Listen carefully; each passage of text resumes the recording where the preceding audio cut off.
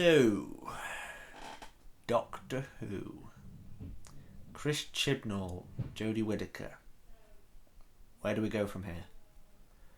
There's a Judoon episode. Oh, they got that going for them, which is nice.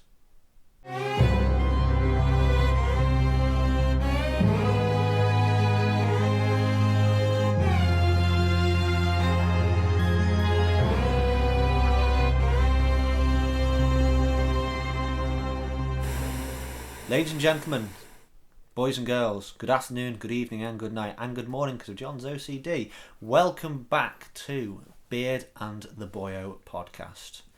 I'm joined once again by Mr. Jonathan William Bowen. Hello. I say joined by, he's pretty much, it's a half and half thing. It's not even me doing this. You're joining me. I'm joining you, it's a privilege. I'm joining you in my bedroom. Ooh. It's a good day for everybody. Topic of debate this time round, we're going to have a little bit of speculation on where the next series of Doctor Who is going to go. Where we think the show should go, I suppose. We haven't actually drawn up any plans for this, we're just kind of like spitballing and hoping for the best. So, obviously we spent an unhealthy amount of time having a rant about the most recent run of episodes on Doctor Who. Series 11? Series 11. Yes. I keep getting that one wrong as well. Yeah.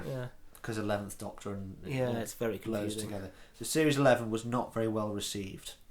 The viewing figures have started to drop off as well. You see, in many ways they haven't. I was actually looking at... because when you say it wasn't very well received, it wasn't very well received by fans.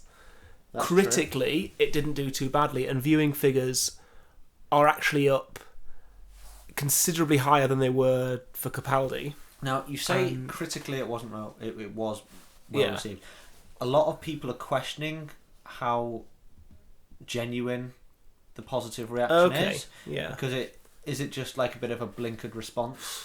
I hope we're not living in that sort of world. I mean, I'd rather not either, but I read some of the reviews and think this reviewer's got no idea what they're talking about. Yeah.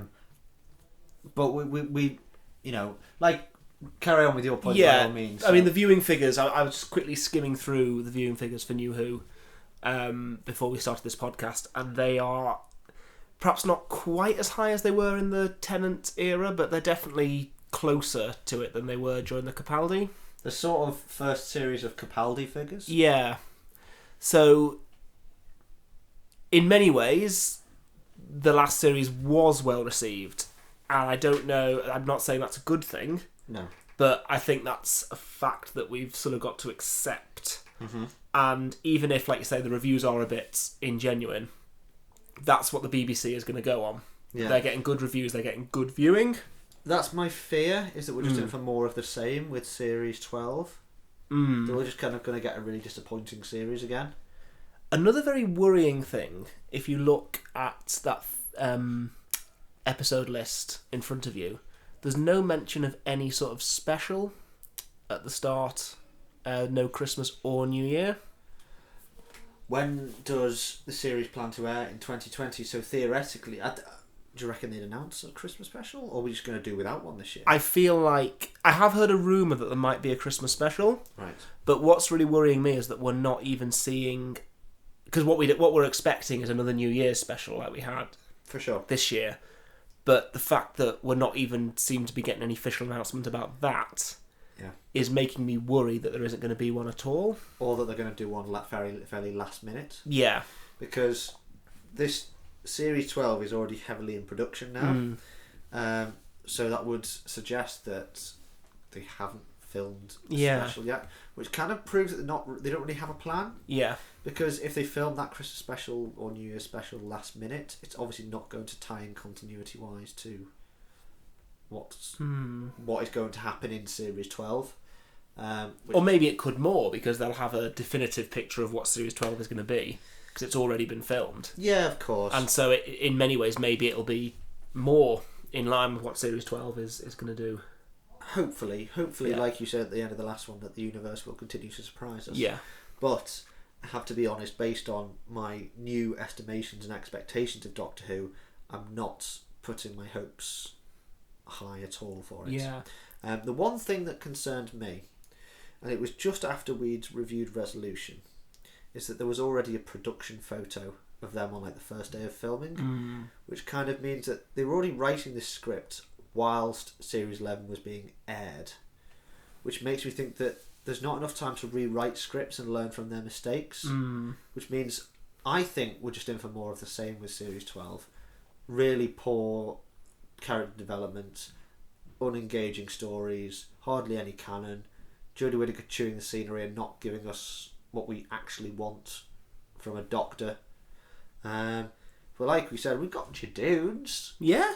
Which is nice. Yeah. I mean, along with that, I'd like some sort of far more established recurring villain in there somewhere as well. But, you know, this Judoon's got a mohawk, though. Oh, has he? He's got I hadn't spotted that. I'll show you the picture. Oh, there it is. Yeah, he's got a mohawk.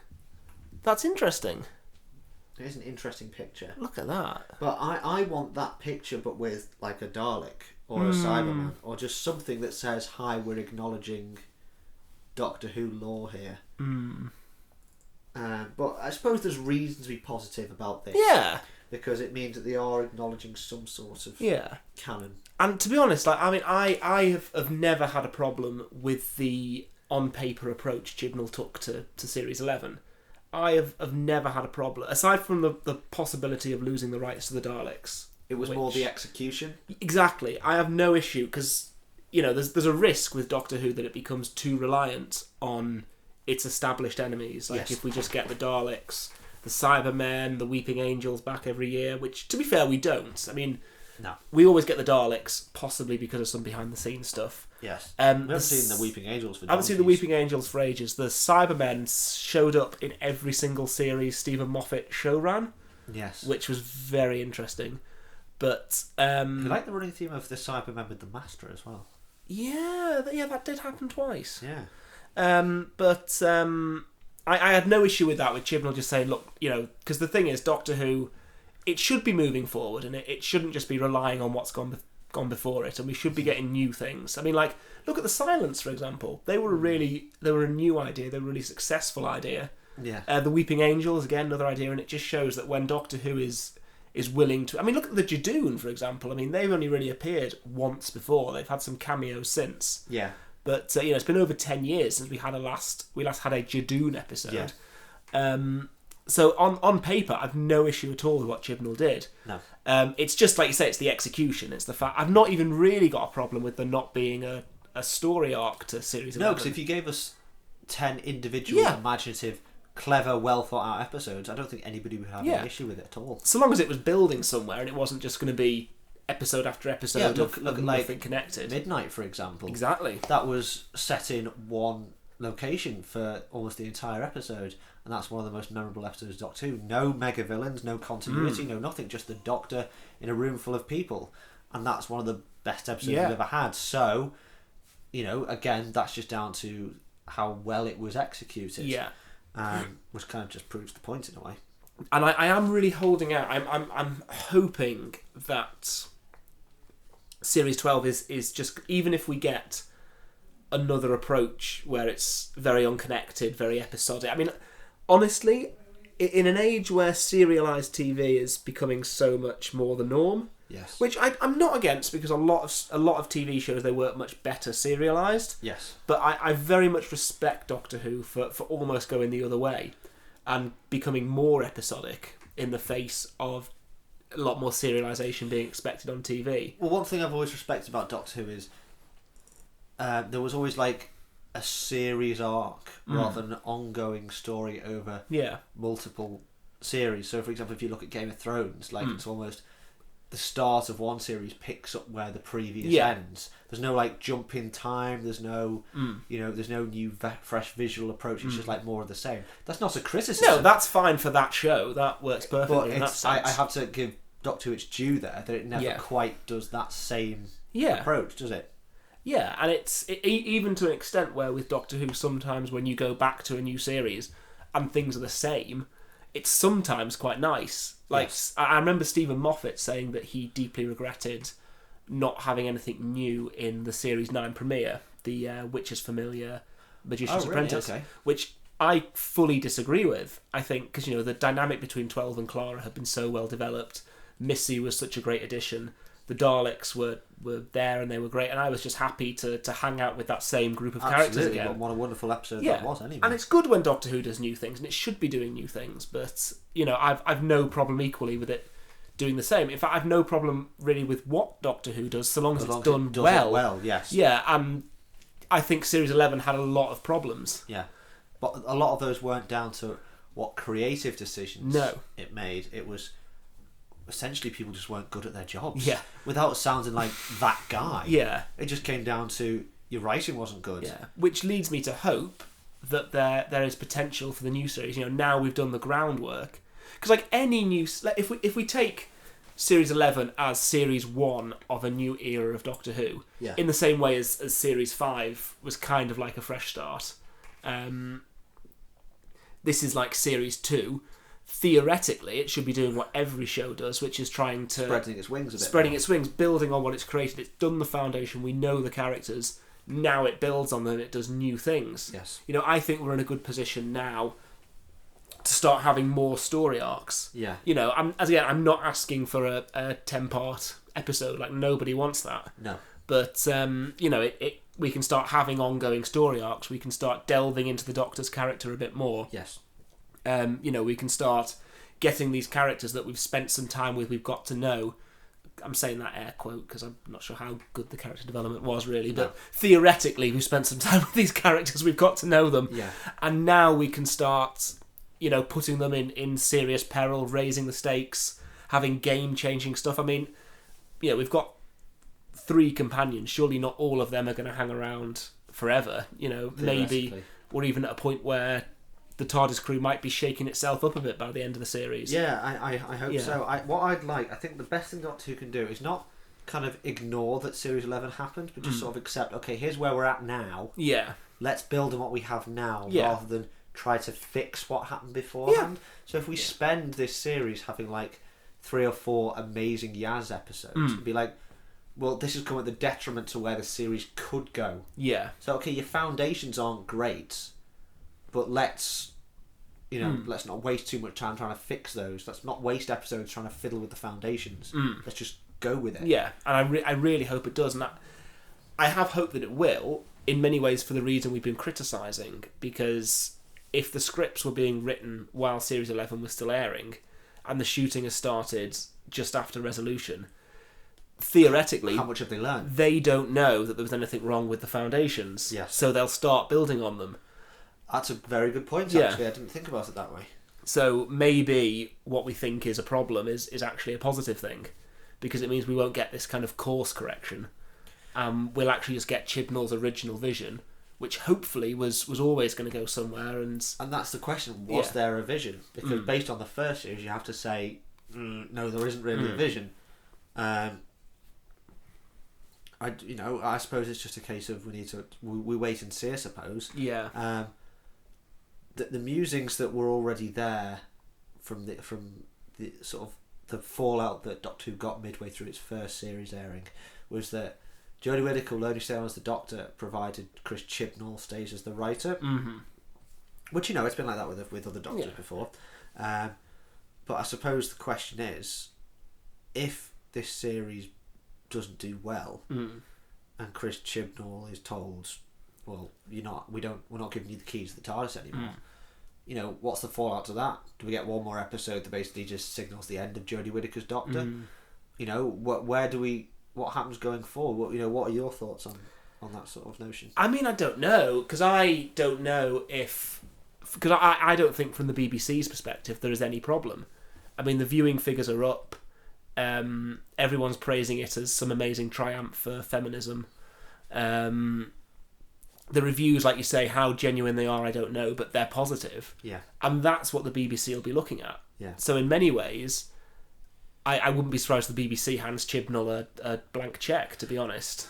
I mean, you touched on that whole thing about feminism, and like, there's a lot of complaint that Doctor Who's like gone very left wing. I think, without sounding too much of a knob, I think Doctor Who's always been a little bit left. It's just how heavy-handed they might have been in the past. Yeah. And I suppose that goes hand in hand with the subtlety, with the quality of the writing. Yeah. You know, in the past, it hasn't maybe been as obvious because there's just been superior writing. Whereas I know a lot of people who've said they've stopped watching the show because it's shoving, you know, it's lecturing an audience rather than telling a story.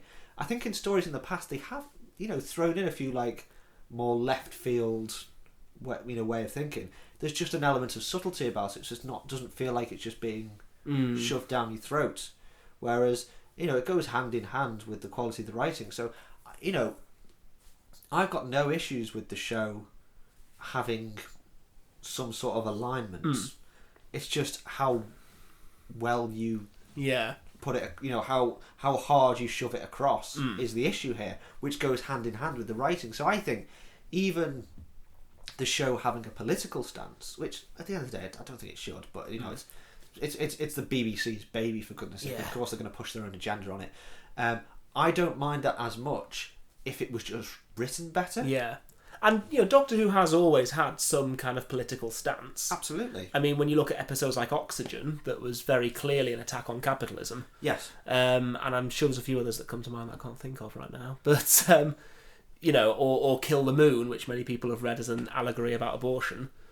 Yeah. And so this is not a new thing. And I think if you look back at even classic Who, you know, there's plenty of politics in that, and that's what good sci-fi has always been like. Makes it relatable to real life issues. And I mean, sci-fi has always been a perfect format to talk about political issues, because you can do it so, you know, if you write an episode that's, you know, anti-capitalist, but it's being played out by some little green men on a faraway planet, you're much less likely to attract controversy while still getting your message across. Absolutely. Than you are if you effectively just make an episode that points out how horrible rich people are. How many comparisons were made to the Daleks being essentially Nazis? Exactly, you know? exactly. But it was done in a way that nobody got offended, or nobody found it like too heavy-handed, or you know, there was subtlety in sci-fi elements. Whereas I think a lot of the SJW issues with Series 11 are because they're not masked in sci-fi elements. It's almost like the characters are turning to the audience and saying, here's what I want you to think. And that's why so many people have switched off.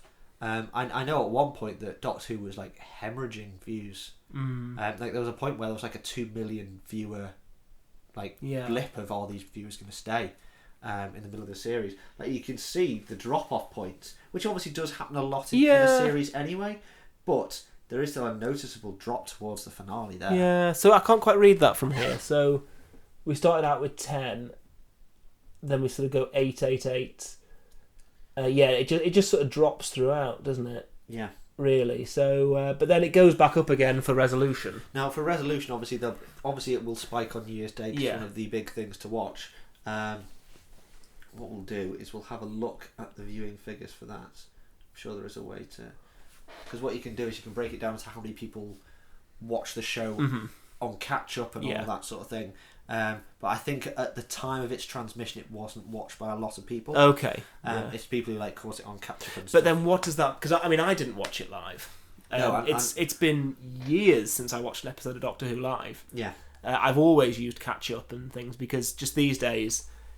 You don't have to be at home when something's on, Absolutely. So I don't make an effort to be at home. No, of course, and I think there's ratings need to be reassessed in that regard, because it's the whole 24-hour period of transmission. The whole Netflix culture and watching things when you want has changed the way we look at ratings. And you know me, I mean, my love for Doctor Who knows no bounds. Like, even after Series 11, I am not considering stopping watching the show. Yeah. You know, I'm going to ride this thing out. I'm going to be there for Doctor Who, like, come hell or left-wing politics. You know, it's so there's I haven't watched an episode live in ages. Yeah. So I don't think that the live viewing figures are much of a reflection on my love for the show at all. No. So I'll tell you what, then we can start to draw this to a close. Yeah. But picture the scenario. We get exactly the same in Series 12. Yeah. What do you think then should happen, needs to happen, or what do you like? Do you debate stop watching the show at that point, or no? I don't think that would ever be an option for me. I think honestly, this is something that I'm going to stick with. Yeah. If that did happen, what I would like to see is for that to be acknowledged and for that to be addressed. Now, I don't want to sort of see them try to sort of... Because the trouble is, whenever a production company gets on board the fact there's something wrong with their production, they try to like completely flip it on its head, and that never works. No, it's like a case of sometimes putting out the fires. Yeah, all I'm going to say is look at the DC Extended Universe, and you'll see exactly why that doesn't work. No. But what I think the problem we have is an easily fixable problem, that all you have to do is maybe shake up the writing team a bit more, maybe bring some more people on board, even, you know, maybe this is a bit out there, but maybe even see if like Stephen Moffat wants to get involved again as a bit of a creative consultant or something. Yeah, whether it's a creative consultant or writes a couple of episodes here and there. Yeah. You know, if it suddenly appeared that Moffat was writing an episode for the series, that would instantly be the most anticipated episode for me, because I know how good his standalone stories are and how creative he can be when he's not like bogged down with the story arc. And we've seen this in shows before where they take a bit of a dip, and so they bring back a couple of old writing staff, like it happened with The Simpsons. Yeah. Like after a lot of the original writing staff left there, the writing just took a nosedive. So they brought some of them back. And it's never been at the height that it was for its first 10 series, but it got noticeably better. It steadied the ship, so to speak. So there's plenty they can do, and I think that because the situation we've got is that there's just not enough going on. So really, theoretically, all you need to do is add a few more elements. Yes. And you're laughing. So it's an easily fixable problem. My worry, I feel like this is the right way to summarise this, is I expect change. Mm-hmm. I'm just worried it's going to take another series to get there. And I feel like how many fans are going to get fed up along the way? That's my issue. Like, will it be a case of they course correct too late? Like, is it a case of you can't avoid hitting the iceberg now?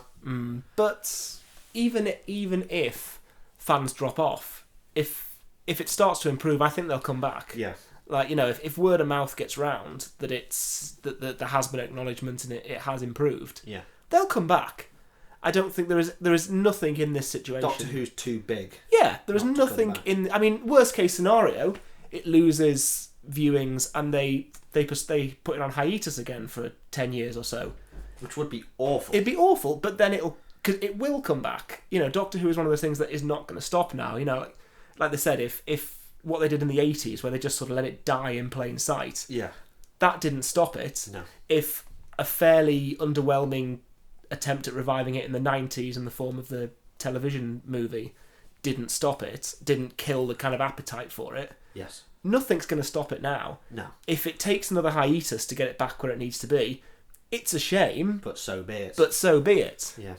One thing I did want to talk about, then we're going to have to finish because I need to leave. Yes. Do you reckon we could see a return of the pure historical episodes in Series 12? Again, I've got no issue with that whatsoever, provided they're done properly. I do feel like episodes like Rosa and Demons of the Punjab, they were definitely teasing that. Yeah, I've got no issue with Rosa, Demons of the Punjab. Yeah. I just want them to be written better. Yeah. Like, the issue is not in... It's like we were saying, the issue is not in the creative decisions. The issue is how they're executed. So I have no issue with pure creative stories whatsoever. So basically, to summarise, do what you like. Just make it good. Yeah, honestly, that hit the nail on the head. We just want to just do your jobs. Yeah. Just do your jobs. Stop worrying about trying to like pander to any political alignments or if anything, just throw the writers out. Get some good writers in. For the love of Pete, maybe Chibnall's better off as just making creative decisions and letting a team sort of do that. That's worked in the past. I know from some of the old series they did have just the showrunner was a creative director and he had a whole team of writers that did everything for him. That's worked before. But, you know, we're going off on one. So, but you see the point we're trying to make. Just be better at your jobs. We're still going to watch. I've been Boyo, he's been Beard, and... You've been you. You've been you. Type in the comments what you believe should happen in the next series of Doctor Who. Are you even going to watch the next series of Doctor Who? Please let us know. But yes, thank you very much for tuning in. Hopefully, this has been probably the shortest one we've ever done. Yeah. So hopefully your cup of tea is still warm. As always, Mike, get off Twitch. Can I just say, I really recommend putting honey in your cup of tea. I think it's a good substitute for sugar. Yes. It's, yeah. And remember, life is full of entrees, so don't fill up on bread. Hey! Thank you very much for watching, Beard and the Boyo. Well, listening to. and we will see you very soon. Good night. And keep watching the skies. Beard and the Boyo was recorded in front of a live empty space, starring Jake Saunders and John Bowen. Also, Mike, get off Twitch. Also, Mike, get off Twitch.